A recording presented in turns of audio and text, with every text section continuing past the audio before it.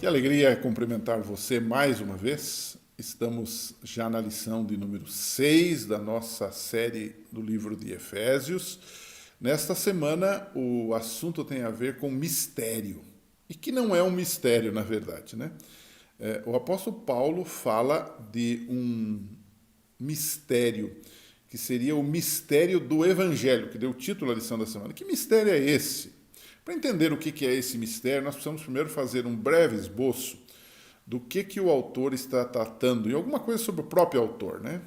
Eu intitulei a primeira parte deste debate como um prisioneiro privilegiado. Por que isto? Paulo começa nesta seção do seu livro, a partir do capítulo 3, nós agora começamos o capítulo 3, ele começa dizendo que ele era um prisioneiro, mas ele faz um adendo. Ele diz assim: eu sou um prisioneiro de Cristo. Então, muito provavelmente ele estava em Roma, estava preso por causa do Evangelho. Nós conhecemos toda a sua história, toda a sua luta, todo o seu calvário, né?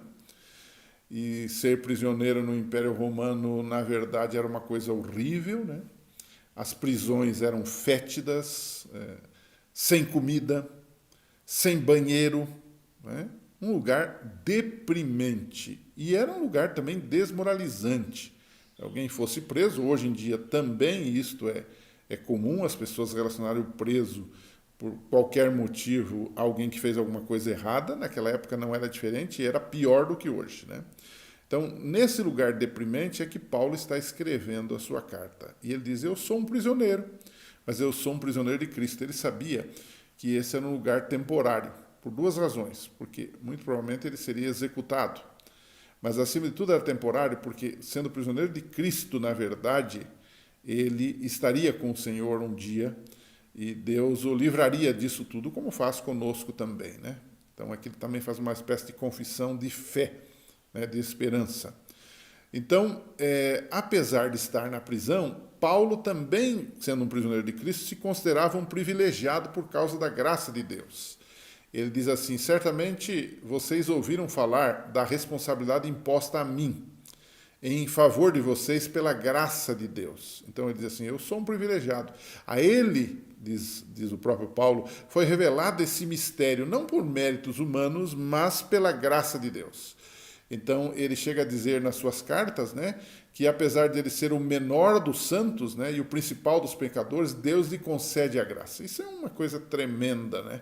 Porque mostra aqui um homem que sabia o que queria, que sabia para onde ia, que sabia de onde vinha, de onde vinha, e ele sabia também de onde vinha o seu dom, o seu talento, e ele sabia qual era o seu propósito. E ele não se exaltava por isso, ao contrário, era humilde. Apesar de ele dizer que era o menor dos santos, o principal dos pecadores, ele sabia que Deus podia usá-lo. Isso deve acontecer conosco também. Não termos uma falsa humildade e também não termos um orgulho exacerbado no sentido de achar que nós somos melhores do que os outros, né? Agora, a segunda sessão dessa lição, a primeira é um prisioneiro privilegiado e a segunda eu intitulei um prisioneiro com uma revelação, ou com a revelação de um mistério. Como ele mesmo disse, ele disse o seguinte: olha, esse mistério me foi revelado. Mas ele disse não somente a mim, mas também aos apóstolos, aos profetas. Percebeu aí a humildade dele, a tranquilidade dele ao narrar o assunto, né? E ele então responde: o que é esse mistério? Ele diz assim: a saber que mediante o Evangelho os gentios são co-herdeiros com Israel, membros do mesmo corpo e coparticipantes da promessa em Cristo Jesus. Isso está em Efésios 3:6.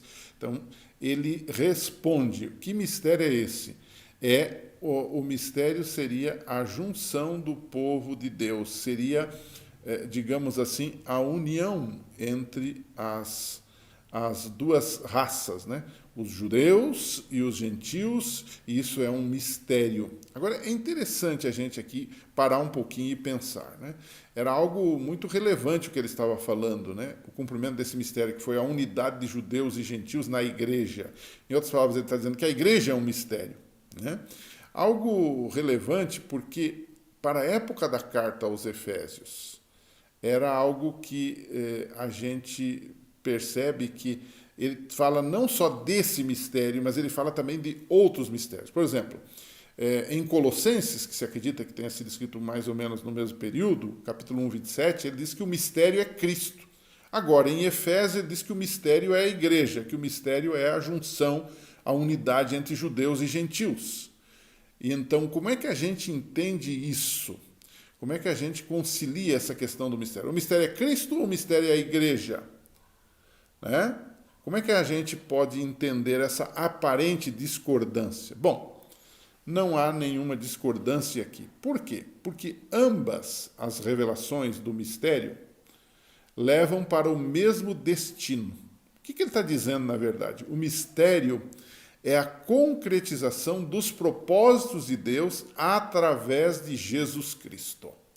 Então, quando ele diz Cristo em vós, a esperança da glória, esse é o mistério de Deus, ele está também dizendo Cristo em vós, quer dizer que Cristo estando em vós, vocês estarão unidos, sejam vocês judeus, sejam vocês gentios. Em outras palavras, o mistério é, na verdade, a concretização dos planos, dos propósitos de Deus em salvar através de Jesus Cristo. E nesse caso, a gente entende uma outra coisa, essa expressão mistério aparece em vários escritos de Paulo. É bom a gente entender isto. Então, a gente entende aí que mistério na Bíblia não tem a ver com algo escondido. É um mistério, né? Existem até religiões do mundo que trabalham com mistérios, e os iniciados, à medida que se desenvolvem, vão descobrindo esse mistério. Na Bíblia não é nada disso. Mistério na Bíblia é algo que Deus pode revelar, e algo que só Deus pode revelar e só Deus pode fazer por meio do Espírito Santo. Se você ler Efésios 3, 3 a 5, você vai perceber isso. Mistério é algo revelado por Deus. É o mistério do Evangelho, é o mistério da piedade, que é a encarnação de Cristo, onde a Bíblia fala que Cristo se encarnou, né? É o mistério da iniquidade, que é o surgimento do pecado, onde a Bíblia revela também o surgimento do pecado, o necessário para o nosso conhecimento. Enfim, você tem aqui uma ideia que mistério não é algo no sentido de estar escondido, mas é algo revelado, mas que só pode ser revelado por Deus. Agora, um terceiro e último ponto da lição dessa semana, eu volto à palavra prisioneiro, né? Um prisioneiro privilegiado, que é o primeiro bloco, um prisioneiro revelando um mistério, que é o segundo bloco, e agora um prisioneiro esclarecendo a administração desse mistério. Não é mistério apenas para contentar algumas mentalidades, algumas pessoas que queiram saber alguma coisa por mera curiosidade.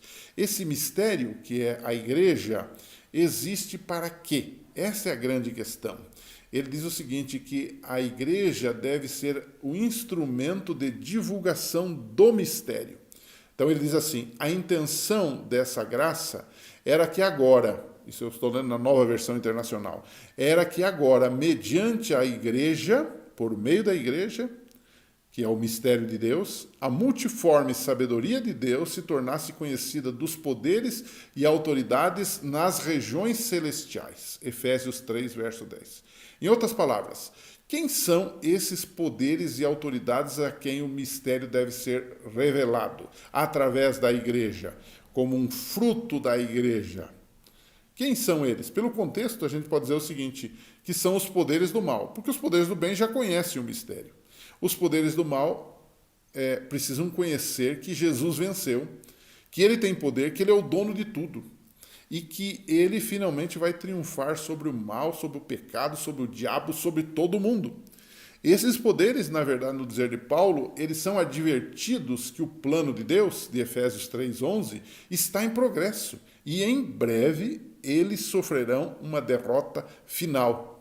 Então Paulo ora, como em outras ocasiões ele ora também, exaltando as riquezas de Deus e pedindo para que os efésios entendam toda a dimensão do amor de Deus. Então ele conclui dizendo, olha, eu oro para que vocês entendam as riquezas de Deus, o poder de Deus, que até os demônios precisam entender isso, e ele então diz o seguinte, eu quero que vocês entendam, meus irmãos, vocês não vão servir a um Deus fraco, mas um Deus que é amor, e eu queria que vocês entendessem toda essa dimensão do amor de Deus. E ele fala da largura do amor, da profundidade do amor, da altura do amor, do comprimento do amor de Deus. Efésios 3, 16 a 21.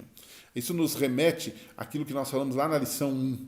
Parece que os efésios eles eram crentes, eram da igreja, mas eles talvez não entendiam a dimensão disso. Por isso que Paulo várias vezes insiste num linguajar forte. Ele diz assim, eu oro para que vocês entendam toda a dimensão do amor de Deus, como vocês são amados e como esse poder de Deus já se manifestou e que Jesus já é vitorioso desde agora e para sempre. Então, aqui a gente pode concluir a lição dessa semana fazendo uma pergunta. Como relacionar o plano de Deus para salvar em Efésios 3, o poder de Deus em Efésios 3, que está em andamento, né? É verdade, o processo da salvação está em andamento, Jesus já fez na cruz, mas ele precisa voltar para nos tirar desse mundo de pecado. Como é que a gente harmoniza isto com Deus vencendo e o processo da salvação está em andamento e as pressões que hoje nós sofremos como seres humanos? Talvez eu estou falando de alguém que está passando por uma luta, por uma dificuldade, por uma pressão, por uma provação, por uma doença, talvez, né? Ou está passando por uma tentação, ou está passando por uma dúvida, ou por dúvidas na sua vida, por sofrimento. Então, como a revelação dos propósitos, dos mistérios de Deus em nós e através de nós, pode nos ajudar a permanecer firmes na fé? É a mesma coisa que os efésios passaram, nós passamos. Como nós temos hoje as nossas dificuldades, às vezes a gente tem a tendência de cair, de fracassar, né? De temer o futuro, né? Mas ao ler Efésios 3, e o livro todo, e a Bíblia toda, a gente compreende. O plano de Deus está sendo executado. Eu preciso ter paciência, eu preciso ter fé, eu preciso ter esperança e confiar que no final todas as coisas vão se resolver e elas já estão se resolvendo. Creia você no poder de Deus e o poder de Deus se aperfeiçoará na sua e na minha fraqueza. Um abraço, semana que vem a gente está de volta estudando o livro de Efésios. Até lá.